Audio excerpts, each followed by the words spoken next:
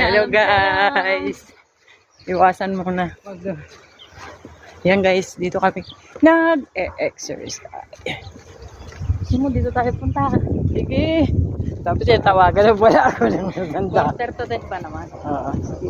Basta, isang ikot na lang natin tapos ano na tayo kasi si Naomi may ano din siya eh. Doon daw kakain sa kanya yung kanyang mga apo. Alam ko, sabi lang ng matanda ako yun kasi alam niya lalabas ako. Di ba pang may puntahan siya, agad siya nagbibihis? Sabi lang niya yun.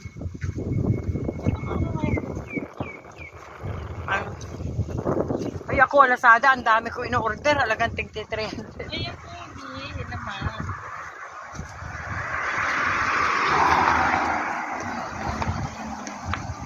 Dito. Saan ka dyan? Dito tayo o sa loob. Ah, loob ba?